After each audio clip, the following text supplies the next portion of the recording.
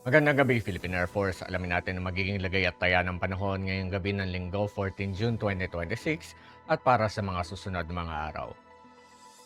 Sa kasalukuyan, wala pa rin tayong binabantayan na kahit ano sama ng panahon sa loob at labas ng ating Philippine Area of Responsibility. Tanging ang easterlies o yung mainit na hangin na nagmumula sa dagat Pasipiko lamang ang makaka-apekto din sa eastern section ng Southern Luzon, eastern section ng ng Visayas at ganoon na rin sa buong Mindanao. Samantala, ang nalalabing bahagi naman ng ating bansa ay maapektuhan lamang ng ating mga localized thunderstorms. Dahil nga dito, ang Metro Manila at ang buong Luzon, ganoon na rin ang buong Visayas ay mga karanas ng bahagi hanggang sa maulap na kalangitan na may pulo-pulong pagulan, pagkidlat at pagkulog dulot yan ng easterlies at ng ating mga localized thunderstorms.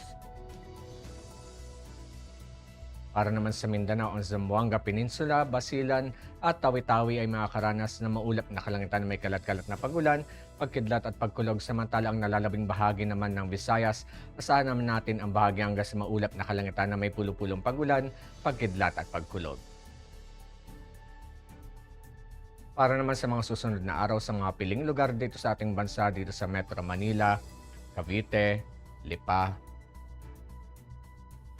Angeles, Puerto Princesa, Kalayaan Islands,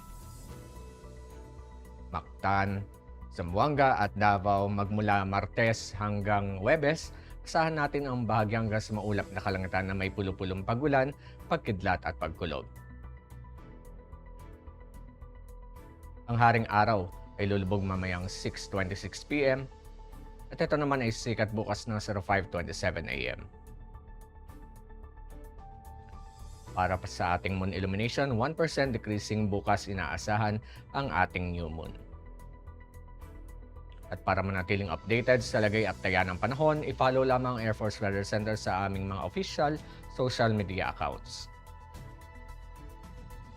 Yan lamang pong latest update mula sa ating lagay ng panahon. Sa ngalan ng aming commanding officer na si Colonel Alvin John Cuador, PAF GST, ako po si Staff Sergeant Salsi Puedes, Philippine Air Force, weather broadcaster ng Air Force Weather Center.